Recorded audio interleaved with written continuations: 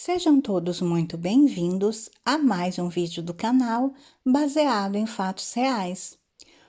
Hoje, mais uma história para vocês, mais uma viagem no tempo.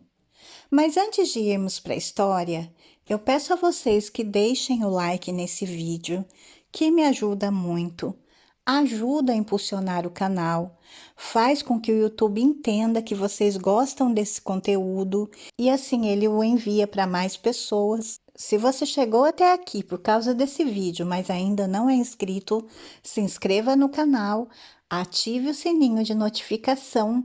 Você que já é inscrito, verifica aí se a sua inscrição está ok, porque assim o YouTube sempre te notifica quando eu postar um vídeo novo.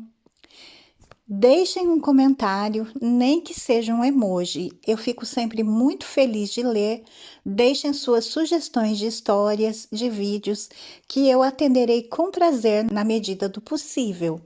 E compartilhem nas redes sociais com os parentes, os amigos, os vizinhos, só para eles virem até aqui, para também conhecerem as histórias do canal e também se inscrever. Sem mais demoras, vamos todos entrar na nossa máquina do tempo e viajar para o ano de 2013.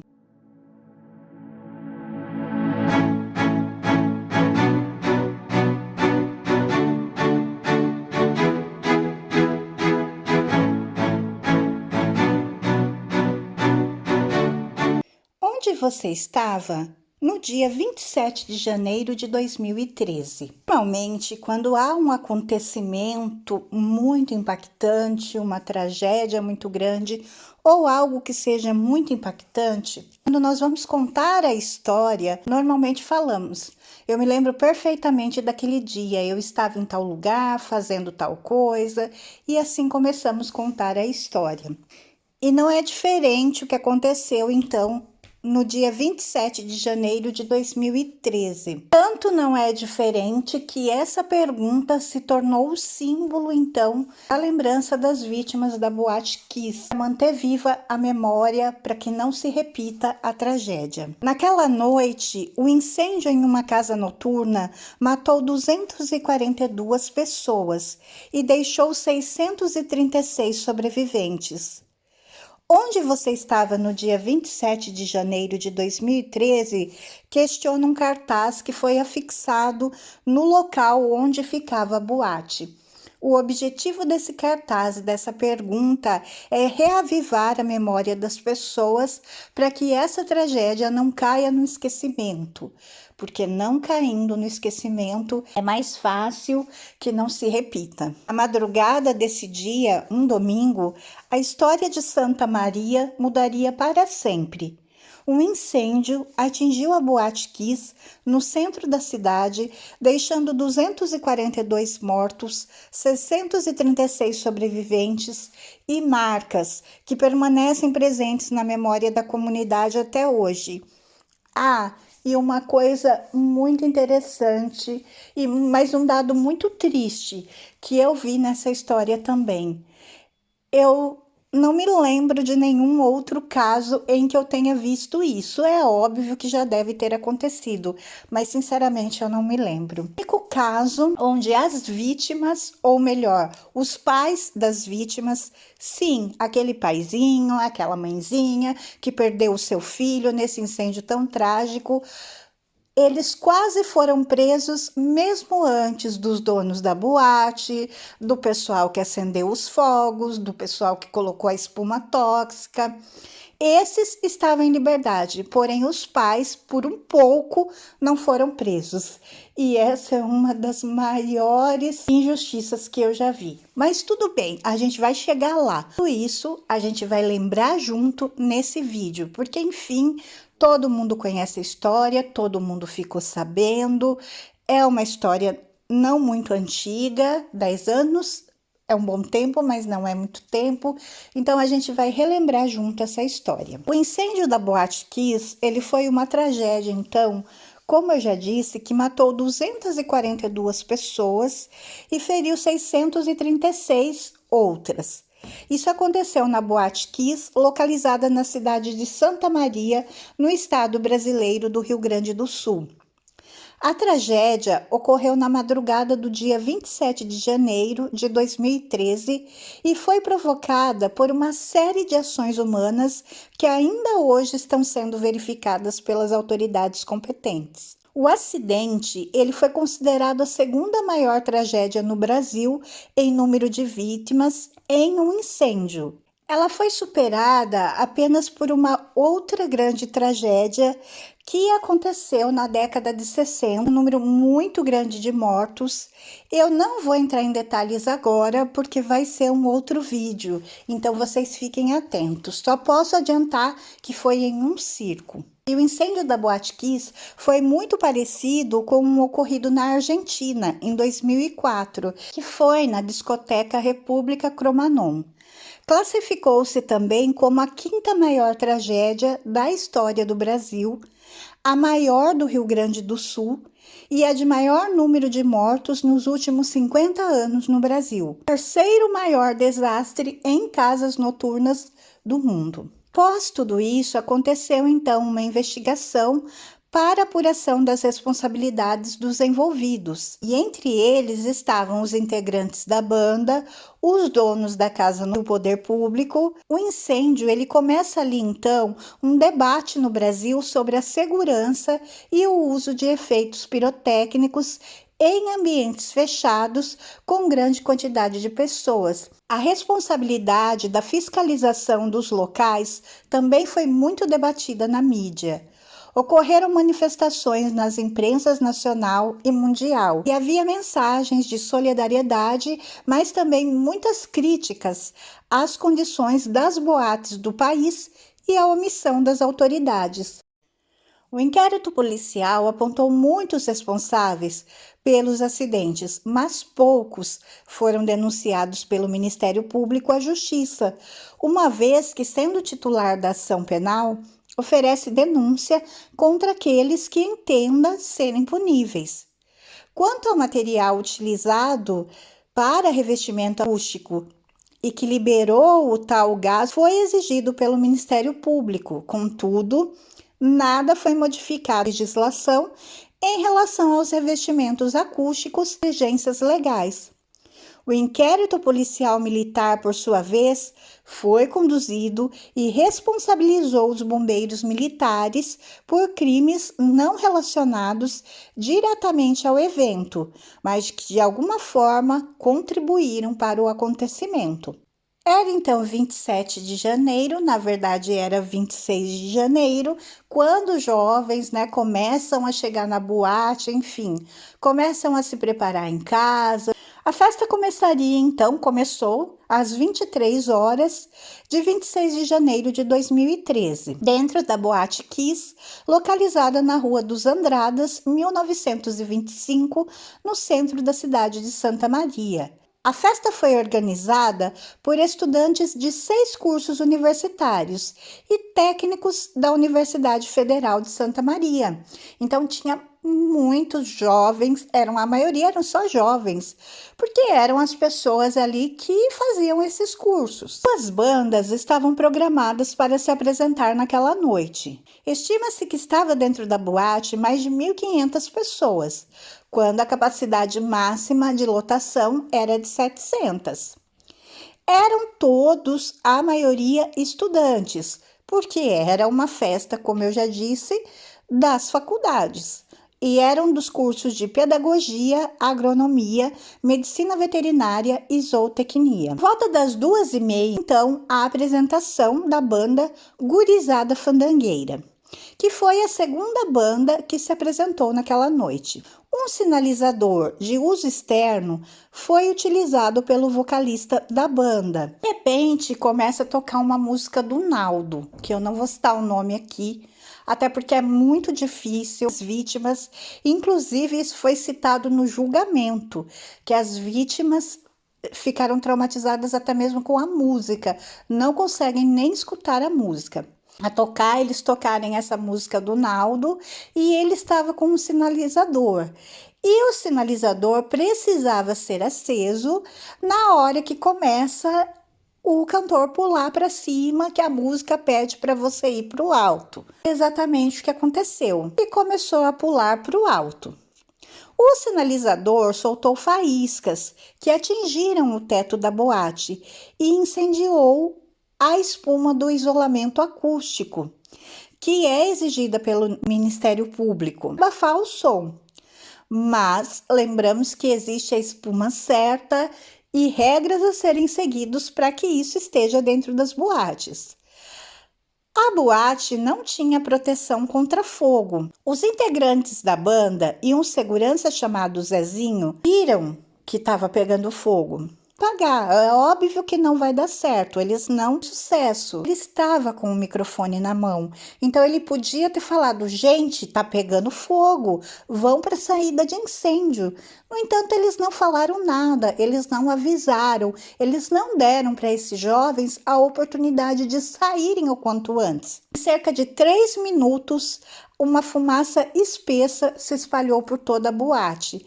Lembrando que nós estamos falando de boate, um ambiente escuro, sem muita saída, com uma música alta, um som alto. No início do incêndio, não se teve comunicação entre os seguranças que estavam no palco e os seguranças que estavam na saída da boate. Então, esse é outro fator.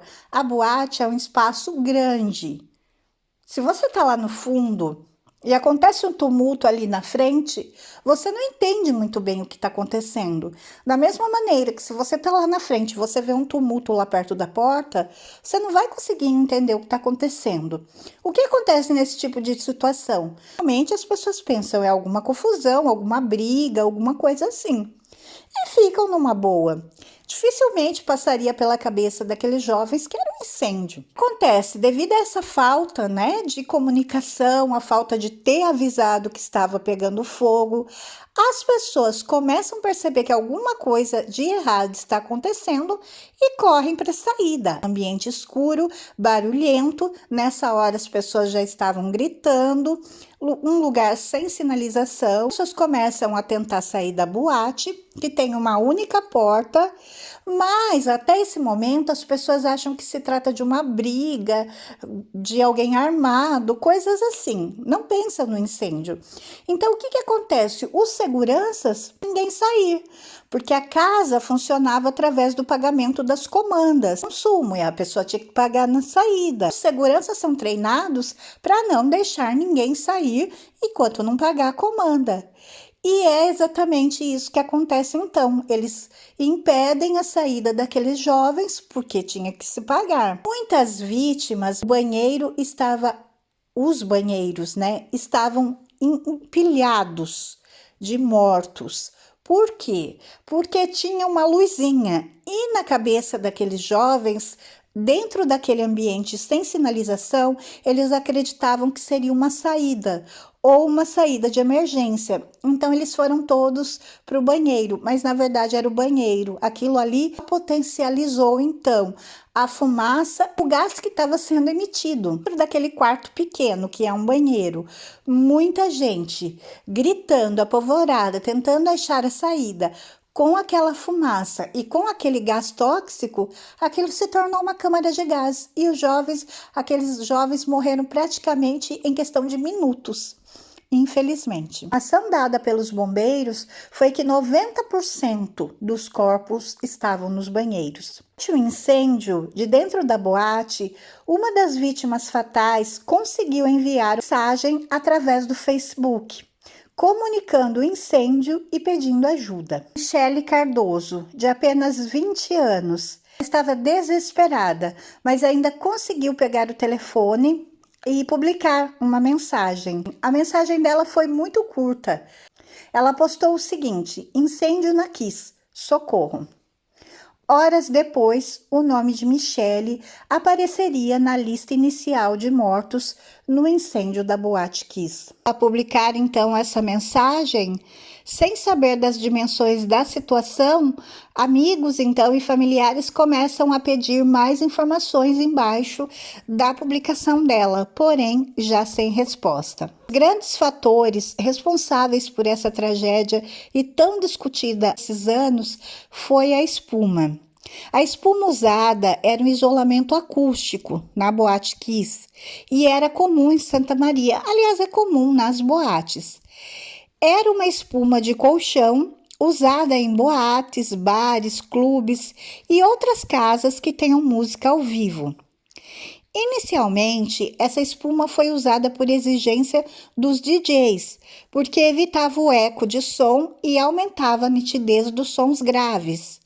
Posteriormente, passou a ser usada como isolamento do som interno, para que o barulho incomodasse os vizinhos. Alessandro Spor a usou com esse propósito de evitar o barulho para não incomodar os vizinhos, mas a espuma era ineficiente para o efeito pretendido.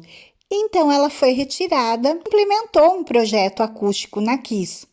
Porém, os DJs começaram a reclamar por falta da espuma. Então ela foi recolocada para evitar o eco do som. O órgão de fiscalização notou a presença dessa espuma e que ela era inadequada. Os bombeiros, quando iam fazer a fiscalização, examinavam coisas como hidrantes, saídas de emergência, que por sinal não estavam regulares. Os fiscais da prefeitura não eram treinados para reconhecê-la, e mesmo o Conselho Regional de Engenharia e Agronomia do Rio Grande do Sul só tomava conhecimento desse material se alguém fizesse uma denúncia. Após o incêndio, os catadores de lixo da cidade encontravam enormes quantidades de espuma jogada fora pelas demais empresas que adotavam. 2 deles disseram ter coletado 50 sacos para vender às recicladoras, porque esse tipo de espuma se tornou um símbolo de morte para as pessoas. Dentro da espuma tinha algo muito grave. Pode matar uma pessoa em 40 segundos, que é o tal do cianeto.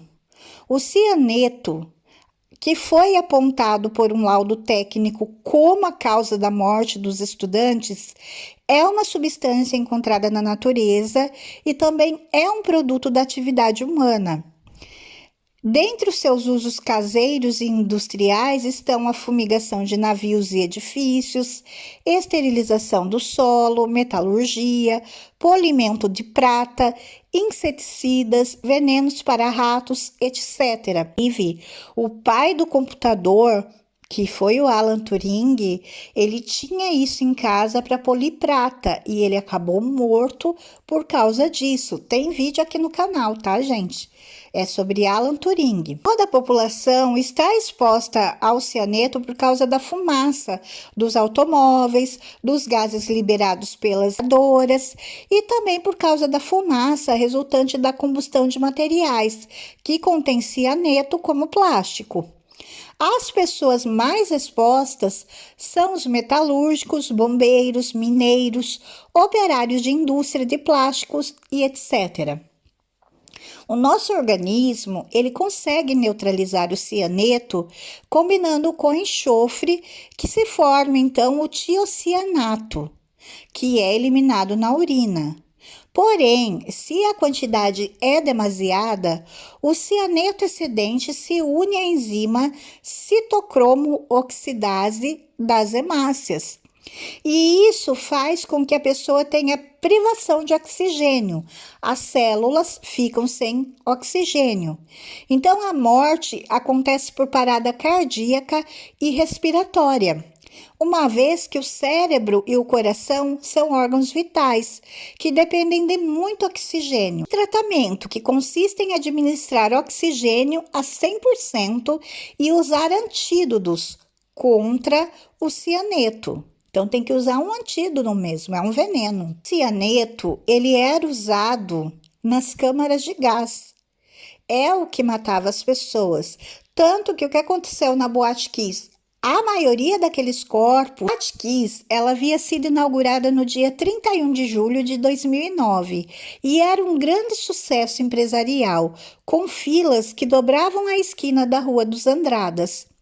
Os proprietários diziam que precisavam organizar a entrada devido ao excesso de clientes, que chegavam a 1.400 pagantes por noite. Porém, como já dissemos, a capacidade era de 700 pessoas, mas na noite do incêndio havia provavelmente em torno de 1.500 pessoas, segundo a polícia. Sandro Calegari Spor, o Kiko, era o sócio principal. Piloto de motocross, vocalista de uma banda de música, modelo e ator, ele era presença frequente nas colunas sociais de Santa Maria. Tudo, ele não era o dono oficial da boate. A boate tinha como razão social o nome Santo Entretenimentos, porque ela estava em nome da irmã dele, Gela Aurélia, e da mãe, Marlene Terezinha. O verdadeiro sócio oficial era Mauro Londero Hoffmann, um empresário, dono de bares, restaurantes e casa de shows, incluindo outra boate da cidade, muito maior que a Kiss. Mauro comprou metade da Kiss em 2012 para salvar a empresa da falência. Embora recebesse muitos clientes e fosse uma das 3 boates mais importantes da cidade, a casa noturna não rendia muito, porque era pouco frequentada pelos mais velhos. E são os mais velhos que possuem mais recursos financeiros. Os jovens vão para paquerar, dançar, enfim, mas gastam o mínimo possível. Segundo a imprensa, como era um cantor, o Kiko pretendia usar a boate como alavanca do seu estrelato comercial. Para isso, ele se empenhou em formar um público de jovens universitários, estimulando-os a promoverem festas para angariarem fundos de formatura. Kiko contratava uma banda e divulgava o evento, oferecendo uma comissão para os estudantes se esses vendessem grande número de ingressos. A casa promovia de 3 a 4 festas por semana, a custo de 15 a 25 reais por pagante. Essa foi a razão dela estar tão lotada com estudantes no dia do acidente. A Boate Kiss, ela já tinha sofrido uma ação judicial em 2012. Tinha acontecido de tentar impedir a saída de uma pessoa que não havia ainda pagado a conta. Na ocasião, um funcionário afirmou que a orientação da empresa era não liberar clientes antes de encontrarem a comanda.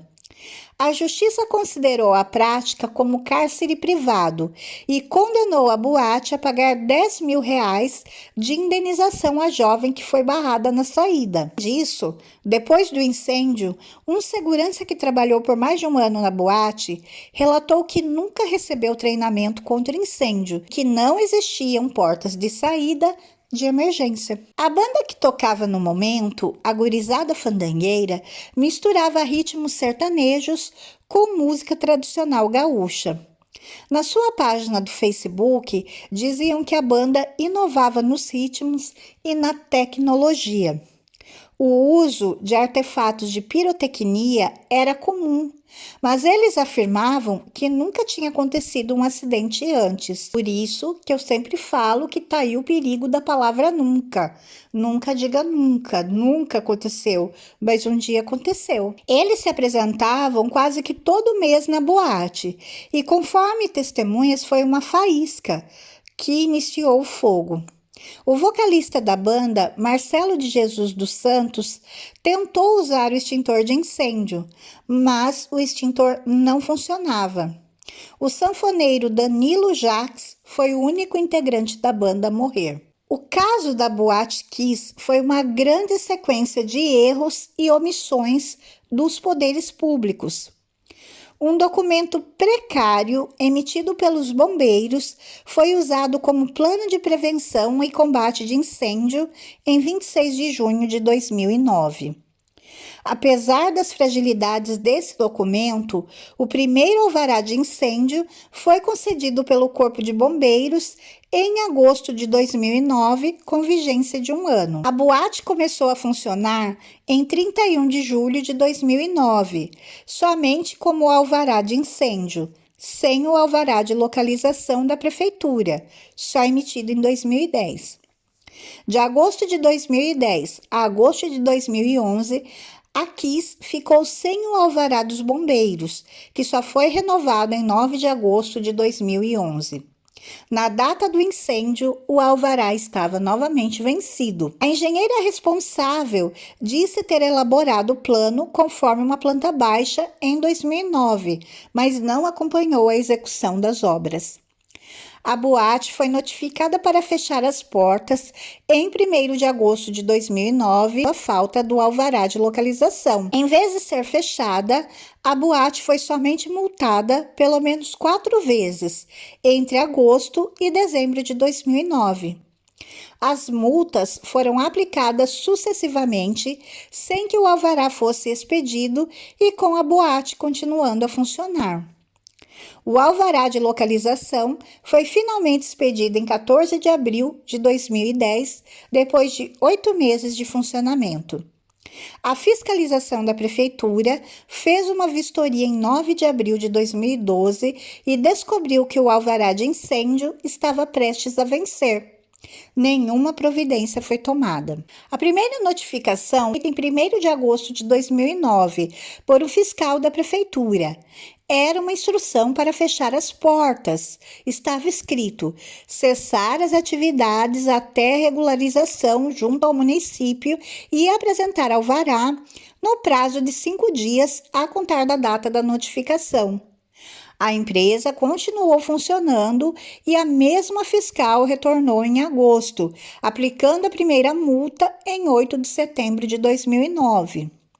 Um mês depois, em 7 de outubro, a boate seguia aberta sem alvará e sem interdição, tendo sido aplicada a segunda multa. A terceira multa foi aplicada em 27 de novembro de 2009, depois de os fiscais verificarem que a boate continuava em operação no dia 10 do mesmo mês. E a quarta multa foi aplicada em 11 de dezembro de 2009, devido ao descumprimento da notificação original, mas a casa noturna não sofreu alacração. O incêndio teve, então, ao todo, 242 vítimas fatais. Dessas, 235 morreram no dia do incêndio, a maioria foi asfixiada pela fumaça que tomou conta do ambiente e 7 morreram nos meses seguintes após atendimento hospitalar. Pessoas inalavam aquilo, isso é um veneno, então ele continua agindo no organismo. Isso pode ter resultados a longo prazo. Essas vítimas fatais, dentre elas, 8 militares que participaram do resgate de vítimas. Bombeiros relataram que enquanto eles retiravam os corpos, eles ouviam os celulares das vítimas tocarem sem parar. Isso significava que os parentes estavam, os pais, os parentes, enfim, estavam tentando falar com os jovens para saber o que estava acontecendo.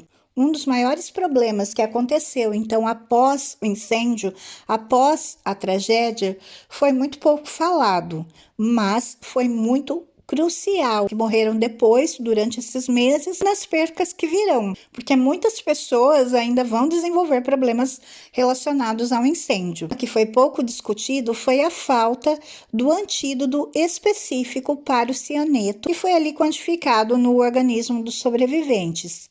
A falta desse antídoto específico no país e o despreparo clínico para tratamento dos intoxicados em uma tragédia de tal dimensão contribuiu com certeza para o prognóstico dos sobreviventes. Os pacientes receberam de forma equivocada o Rubranova. O Rubranova é uma forma de vitamina B12, que é a cobalamina, que também contém cianeto. Então, foi um duplo erro que se estabeleceu nos cuidados dos intoxicados. O país recebeu, então, esse antídoto, que foi enviado pelos Estados Unidos, porém ele chegou no Brasil uma semana depois da tragédia. E isso aconteceu, esse antídoto só chegou porque houve uma intervenção direta do Palácio do Planalto. De vítimas, os bombeiros tiveram que recorrer a caminhões frigoríficos para transportarem os corpos. Os corpos foram todos então levados para o Centro Desportivo Miguel Seve Vieiro, onde profissionais de diversas áreas, voluntários, se reuniram para então prestar assistência às autoridades antes das vítimas. Humberto Treze, que era um repórter da RBC na época, relatou a situação, dizendo: o ginásio parece um formigueiro, tomado por centenas de voluntários que acorreram ao chamado de ajuda feito por meio das rádios. Além de médicos e psicólogos, compareceram assistentes sociais, enfermeiros, soldados e policiais. Muitos em chinelos de dedo e bermuda, que emergência não combina com a etiqueta. O ginásio, ele serviu a princípio para as famílias realizarem o reconhecimento dos corpos, porque o Instituto Médico Legal da cidade só cabia 10 corpos. O governo estadual divulgou uma lista com os nomes das vítimas. Entre elas estavam Danilo Jacques, que era sanfoneiro da banda Gurizada Fandangueira, que se apresentava quando aconteceu o incêndio, e 2 integrantes da banda Pimenta e seus comparsas, que também haviam se apresentado naquela noite, só que antes, que foi o baterista Marcos Rigoli e o baixista Robson Van Der. Em 3 de fevereiro, Marcelo Sipel, que morava no Canadá e era diretor do Programa de Suporte Pulmonar da Universidade de Toronto, veio ao Brasil para prestar tratamento especializado aos pacientes internados pneumonite, que naquele momento ainda totalizavam 113 e 72 estavam em estado grave. A técnica de ventilação extracorpórea proposta pelo médico permitia uma regeneração do pulmão a partir do próprio sangue do paciente e seria viabilizada com equipamento doado por uma empresa alemã. Em 5 de fevereiro, o Ministério da Saúde criou uma rede de serviços de assistência às vítimas do incêndio, com o objetivo de continuar a assisti-las do ponto de vista médico e psicológico. Até porque, gente, como foi falado aqui, esse envenenamento que as pessoas sofreram, a morte é muito rápida, mas pode deixar sequelas. Então, as pessoas podem agora, ao longo, mesmo agora que já se passaram 10 anos, as pessoas ainda podem desenvolver problemas de saúde relacionados com aquela inalação. A tragédia gerou uma grande comoção mundial. Televisões e jornais do mundo inteiro comentavam a tragédia, as vítimas com os sobreviventes, com as famílias. Inclusive, em 26 de julho, o Papa Francisco homenageou as vítimas da tragédia na Jornada Mundial da Juventude. Com a cruz, Jesus se une ao silêncio das vítimas da violência que já não podem gritar, sobretudo os inocentes e os indefesos. Com a cruz, Jesus se une às famílias que se encontram em dificuldades e que choram a trágica perca de seus filhos, como no caso dos 242 jovens vítimas do incêndio na cidade de Santa Maria no começo deste ano. Rezemos por eles. Incluíram um inquérito policial, um processo judicial e uma comissão parlamentar de inquérito. Após serem pronunciados pelo juiz Ulisses Fonseca Lousada e mantida a decisão pelo Superior Tribunal da Justiça, os 2 sócios da Boate Kiss, o vocalista da banda e o ajudante da banda foram submetidos ao julgamento do tribunal do júri pela acusação de homicídio doloso por dolo eventual. Visando um julgamento mais imparcial e distante da cidade do incêndio, foi deferido o desaforamento do julgamento, enviando o processo para a capital, Porto Alegre.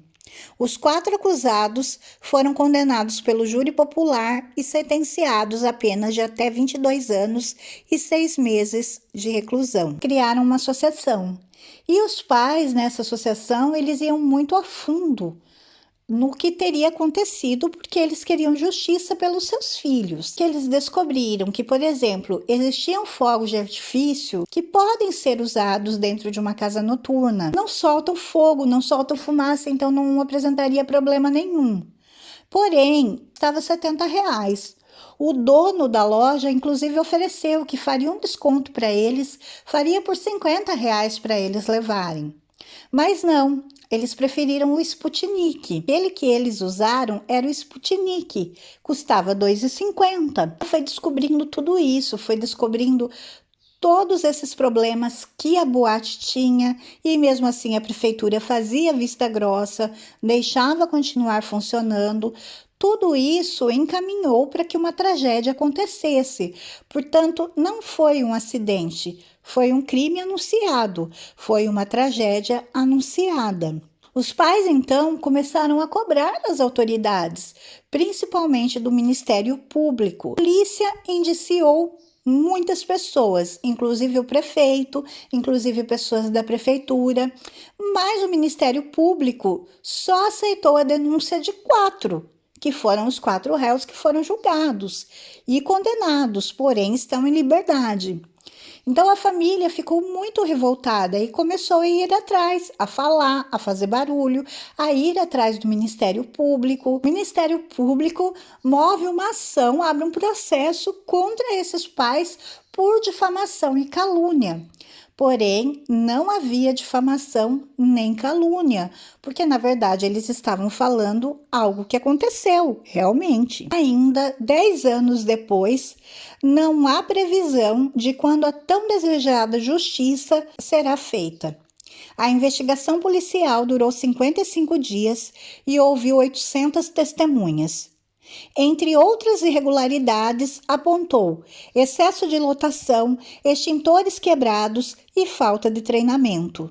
Na confusão, os seguranças fecharam a única porta de acesso à boate e, sem saber do que estava acontecendo perto do palco, não deixavam os frequentadores saírem sem pagar a comanda.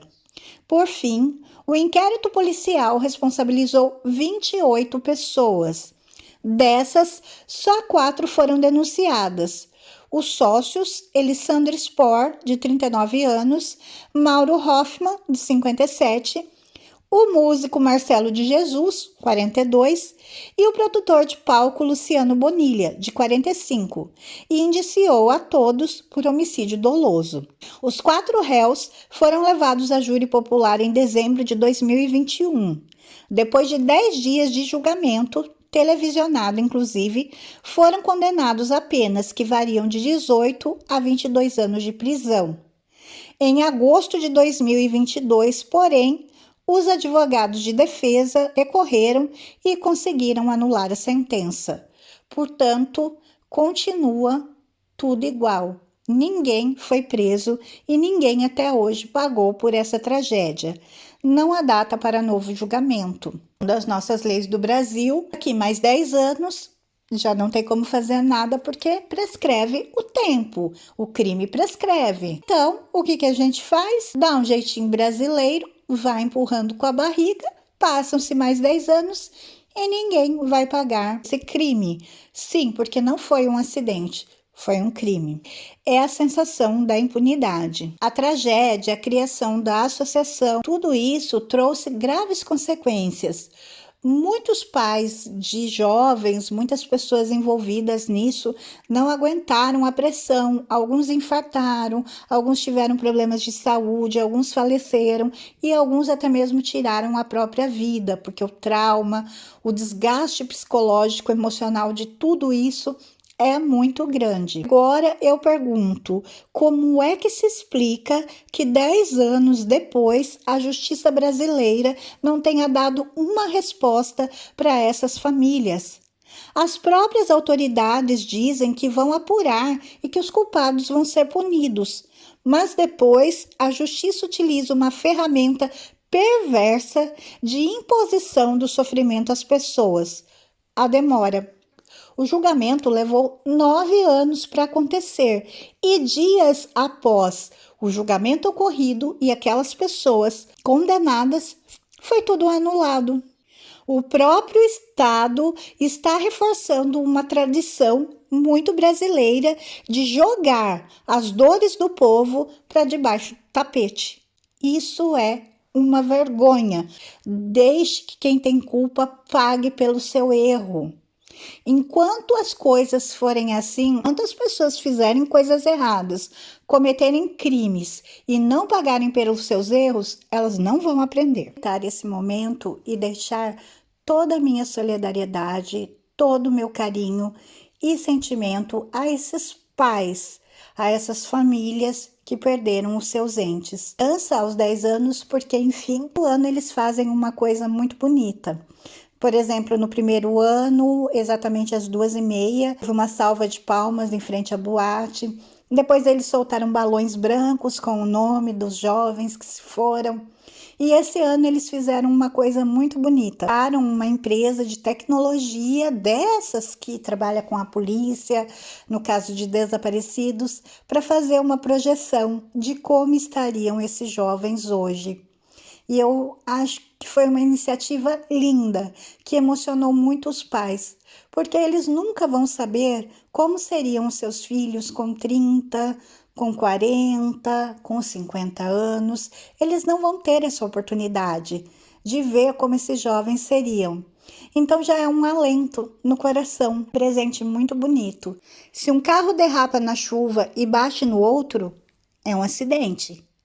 Mas se o motorista, ele bebe uma garrafa de cana, pega o carro e sai dirigindo, atropela um inocente, ele assumiu esse risco.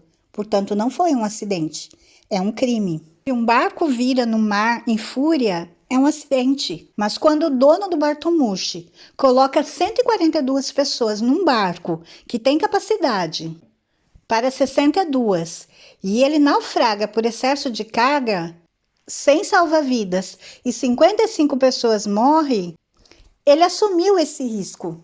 Se chove e há um deslizamento, é um acidente.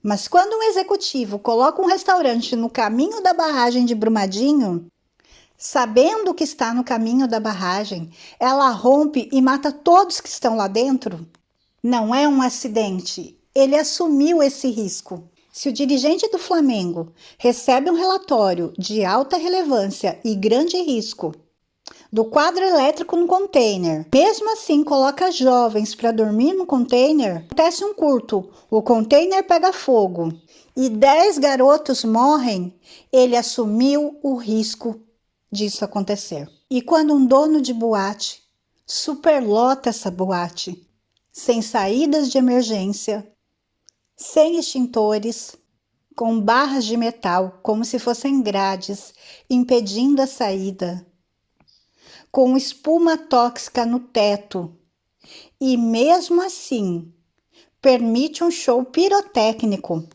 ou quando um músico de uma banda compra um fogo de artifício de R$ 2,50 de uso externo, porque é muito mais barato do que o de 70, que seria o de uso interno. Usa dentro da boate, vê que o teto tá pegando fogo e com o microfone na mão, não avisa ninguém dentro da boate, ele assumiu o risco. A pergunta que fica não é se esses 4 réus são ou não culpados, porque nós já sabemos a resposta. A pergunta que devemos fazer é: será que tem valor uma vida? Se há valor na vida de 242 jovens inocentes, se há valor no sofrimento dos seus familiares e amigos, que há exatos 10 anos clamam por justiça, e se há de ter responsabilidade para que isso não aconteça de novo, se é que há alguma responsabilidade em um país tão desprovido de justiça, pensem nesses pais, nessas mães, que há 10 anos entram e saem desses tribunais à procura de justiça. Quando a justiça vier, esses 242 jovens não vão voltar a viver. Eles vão continuar mortos. A vida desses pais vai continuar vazia, mas pelo menos eles vão poder descansar em paz. E a nossa justiça tem que provar que a vida deles não foi de graça. Que quem tira uma vida tem que, ao menos, ser julgado, condenado e cumprir essa condenação nas formas da lei. Deixem essas pessoas pagarem, mas não fiquem repetindo que foi um acidente. Como mãe, como brasileira e como ser humano, não há como não ficar comovida com essa história da Boate Kiss. Não tem como não ficar revoltada. Eu espero que vocês tenham gostado de mais esse vídeo. Se vocês gostaram, por favor, deixem o like, se inscrevam no canal e voltem aqui para os nossos próximos vídeos, para as nossas próximas histórias. Fiquem todos na paz, um super beijo e até a próxima!